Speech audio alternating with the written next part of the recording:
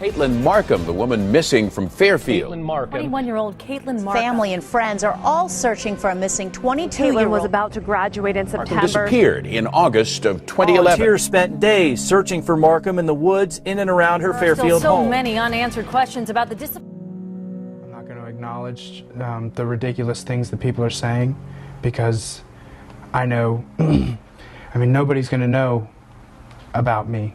They don't know me, and I know me. I know that I would never hurt Caitlyn, ever, in a million years. On a warm summer evening in August 2011, 21-year-old Caitlyn Markham vanished from her home in Fairfield, Ohio, just days before her 22nd birthday. Sunshine, my only sunshine. She was just so sweet and like. The young art student was on the cusp of graduating, planning her wedding, and preparing to start a new life in Colorado with her fiancé. But when she suddenly stopped answering calls and texts, alarm bells began to ring. Nearly 2 years would pass before her skeletal remains were discovered dumped in a remote wooded area in Indiana, and more than a decade before the person responsible would finally face consequences. What followed was a heartbreaking story of betrayal, deception, and a justice system that left a grieving family feeling utterly failed.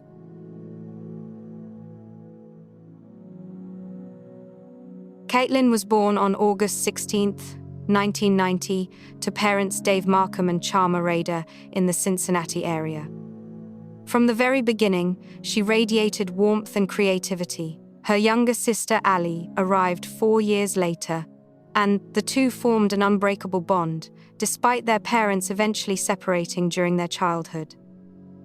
Both girls remained close to their mother and father, but Caitlyn shared something particularly special with her dad. As Caitlyn grew into her teenage years, her artistic talents blossomed. She poured herself into painting, sketching, and graphic design, volunteering for community murals and school projects. Her work exploded with color and life, much like her personality. She carried a sense of purpose about her future, mapping out goals and working steadily toward them. It was during her final year of high school that she met John Carter, an 18-year-old local boy who seemed to share her quirky, artistic sensibilities. Believe it or not, I actually started here by delivering a pizza. Oh, yeah? And I asked to volunteer my time, which became an internship I did for about 9 months. Wow. And this is my career. I love it. Wow. Beautiful. The two began dating in 2005, and what started as a teenage romance would stretch into a 6-year relationship. By 2011, Caitlyn was enrolled at the Art Institute of Ohio in Cincinnati, just weeks away from completing her graphic arts degree. To support herself, she worked at a bridal shop called David's Bridal, which felt fitting given her own upcoming wedding. After dating for 6 years, John had proposed the previous year, and the couple was making serious plans to relocate to Colorado after graduation.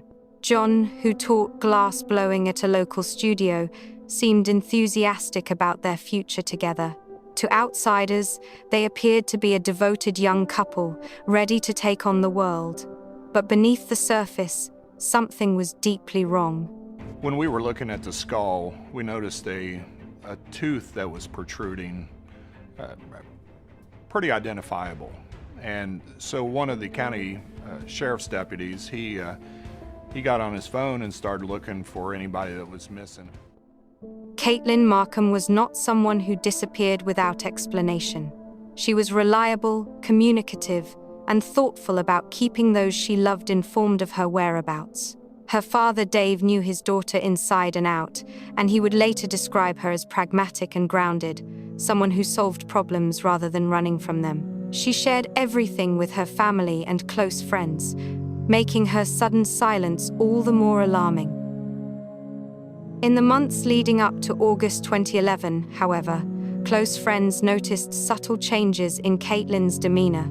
She seemed more withdrawn during social gatherings, quieter than usual. One evening in late July, Caitlyn visited a credit union with John's mother to apply for a credit card. John's mother had agreed to co-sign, joking to the bank manager that Caitlyn would have to take John to Colorado with her in exchange for the favor. The manager laughed and turned to Caitlyn, playfully saying she was stuck with him now. But Caitlyn didn't laugh back. Her expression remained somber and serious, leaving the manager with an uncomfortable feeling that perhaps this credit card wasn't Caitlyn's idea at all. The card was never set up. Friends would later reveal that Caitlyn had confided in them about growing unhappiness in her relationship. She felt trapped, suffocated by John's possessive behavior and jealousy whenever she spoke to other men. She complained about his heavy substance use and expressed discomfort with certain aspects of their intimate life that he pressured her into. For roughly 6 months before her disappearance, Caitlyn admitted she was no longer attracted to John and desperately wanted to move on. But John wasn't changing, and his mother's involvement in their relationship made everything feel even more controlling. Caitlyn felt cornered, unable to see a clear path forward, yet still too conflict-averse to end things definitively. On the evening of August 13, 2011, Caitlyn spent time at her townhouse on Dorsia Drive with John and a mutual friend. The three smoked marijuana together while Caitlyn worked on schoolwork on her laptop. The friend later told investigators that Caitlyn seemed distant that night, not her usual bubbly self. She barely moved from the couch.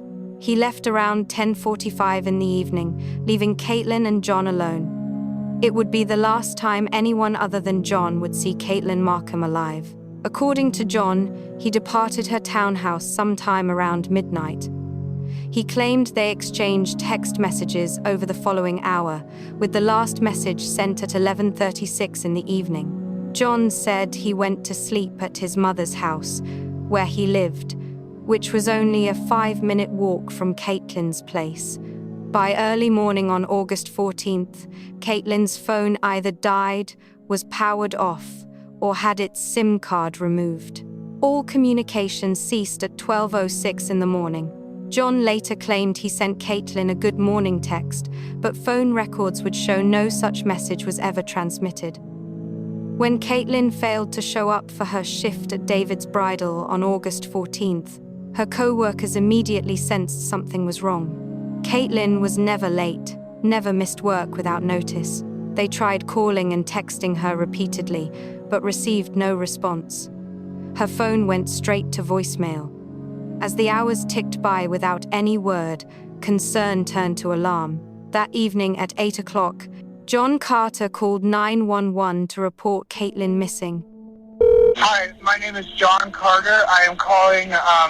I know that you're not supposed to report a missing person before 24 hours, but my fiancé is missing. I can't find her anywhere. Okay, where did you see her last? I saw her at like 12 o'clock last night. She stays in a house by herself, so I'm really nervous. Her car is still there. His voice trembled with apparent distress as he explained to the dispatcher that his fiancée had vanished. He mentioned noticing the Sacred Heart Festival happening nearby and expressed worry about questionable people in the area. When asked if anything was missing from her home, John said only her cell phone was gone. Her car remained parked outside. When officers arrived to meet with John and inspect Caitlyn's townhouse, they noticed scratches on his neck. John initially blamed them on his electric razor, then admitted he wasn't actually sure how he'd gotten them, but insisted they were nothing suspicious. The townhouse itself appeared undisturbed. There were no signs of forced entry, no indication of a struggle, nothing out of place. John claimed he was desperate with worry, losing sleep over his fiancée's disappearance. He wanted her home safe. After initial questioning, detectives said John was not immediately considered a person of interest, though they noted his behavior and statements carefully. The community of Fairfield, a quiet suburb of roughly 40,000 residents where violent crime was rare, rallied together to search for Caitlyn. Family, friends, and hundreds of volunteers combed through parks, wooded areas, creeks, and abandoned buildings. A mounted search group from Texas even traveled to Ohio to help. Vigils were held, television appeals were made, and reward money began accumulating. John Carter participated in searches and media interviews, appearing distraught and hopeful that Caitlyn would somehow fight her way back to him. But as days stretched into weeks and weeks into months, hope began to fade. Police revealed that text messages John claimed to have sent to Caitlyn could not be verified by phone records. The good morning text he mentioned never actually existed. Several messages sent between the two phones late on the night of August 13th had been deleted from John's device.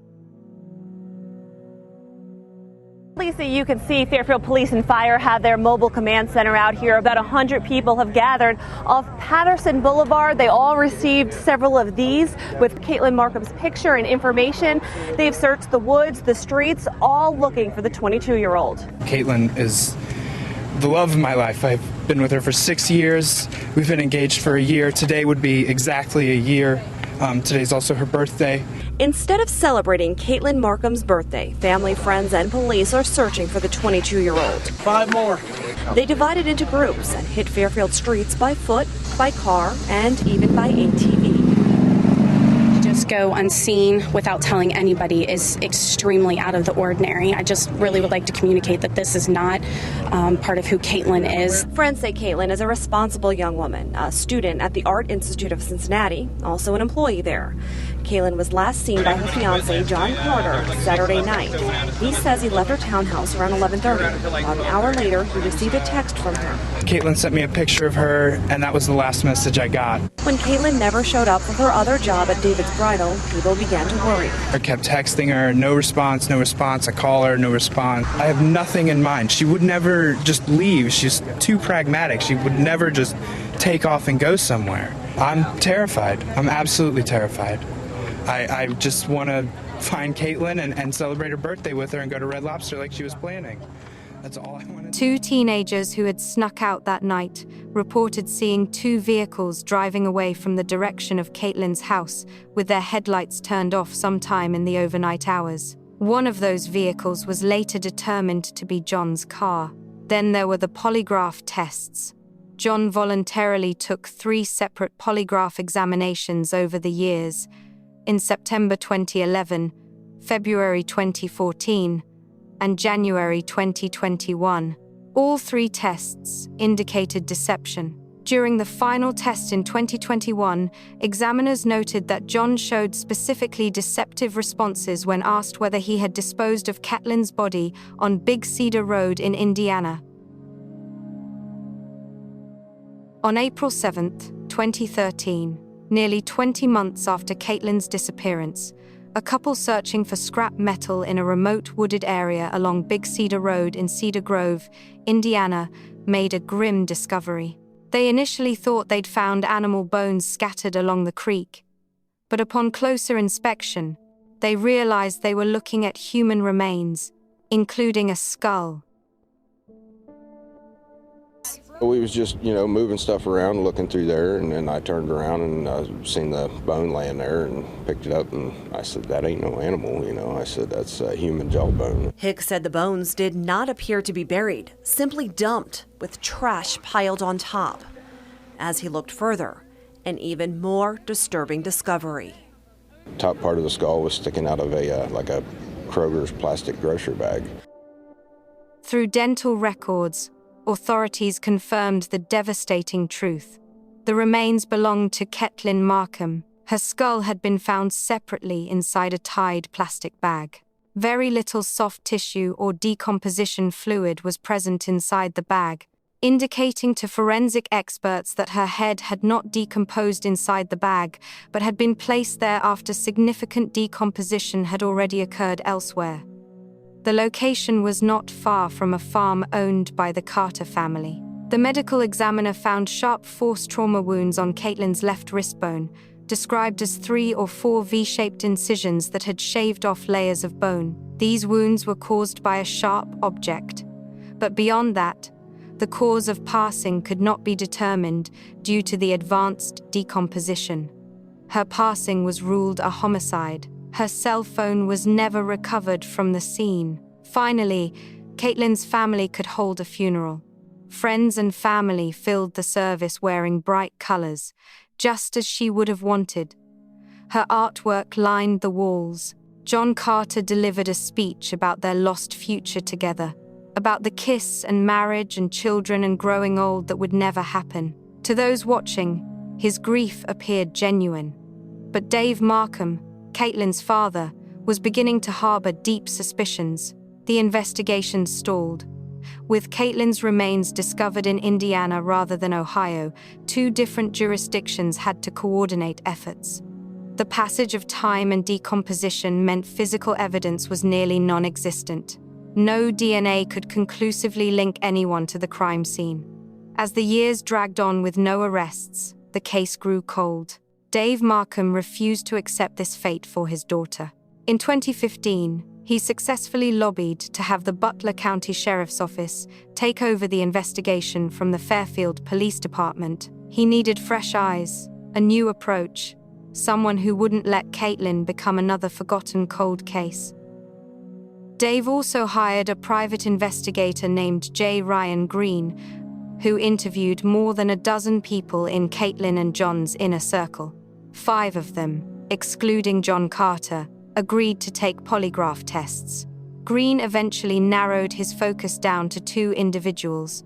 One of them, he said, failed the polygraph test in what the examiner described as epic proportion.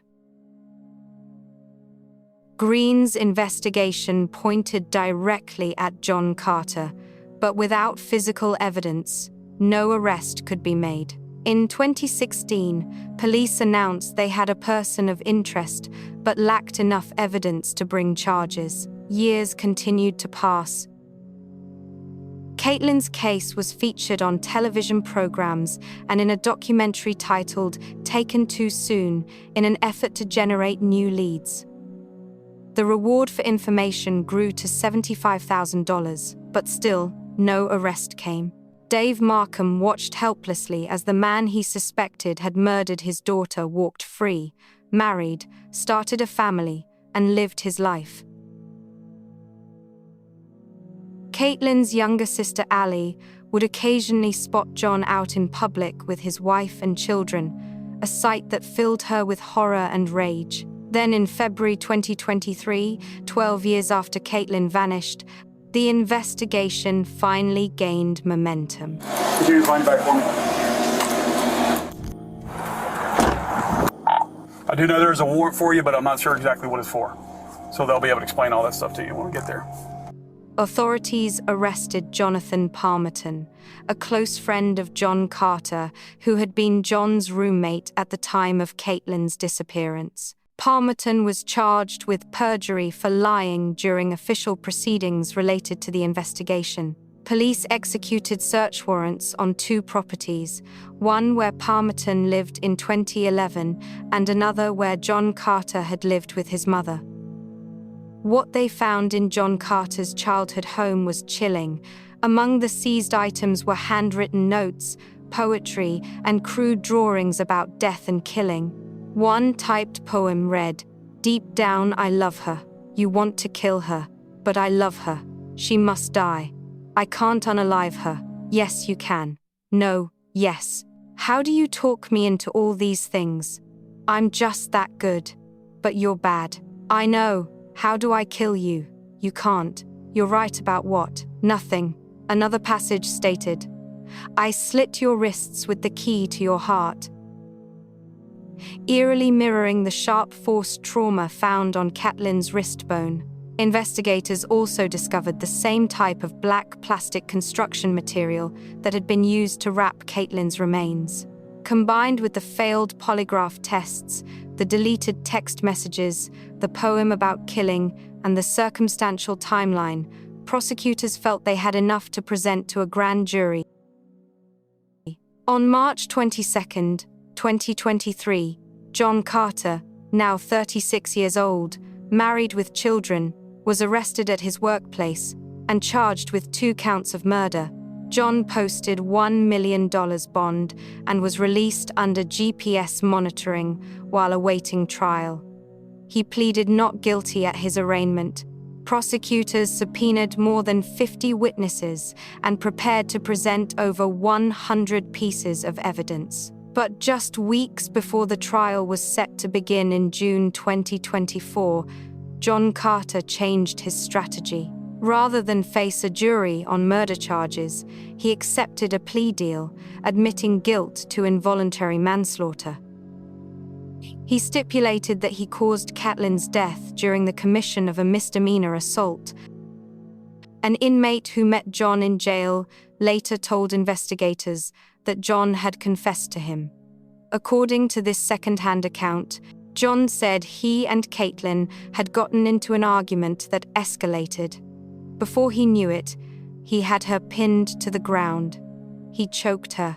After she died, he panicked and cut her wrists to try to make it look like a suicide. He then hid her body, eventually moving it to the wooded area in Indiana where it was discovered. John never admitted any of this in court and has never provided the Markham family with a full account of what happened that night. On July 18th, 2024, John Carter stood before Judge Dan Howgay for sentencing. Dave Markham read an emotional statement to the court.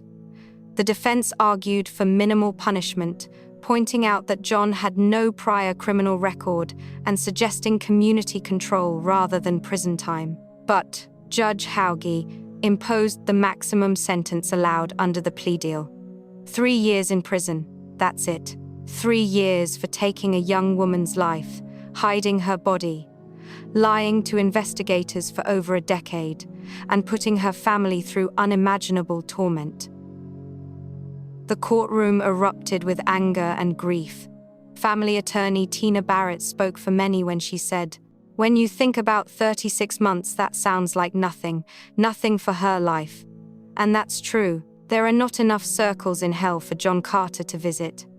Dave Markham stood outside the courthouse afterward, struggling to process the inadequate sentence. He told reporters he felt grateful the judge gave the maximum allowed, but the maximum simply wasn't justice. 3 years for 13 years of lies. 3 years for a lifetime stolen. John Carter showed no emotion during sentencing. He offered no apology, no explanation, no acknowledgement of the pain he caused. He was handcuffed and taken directly to prison from the courtroom. His expected release date was set for July 4th, 2027. But the story didn't end there.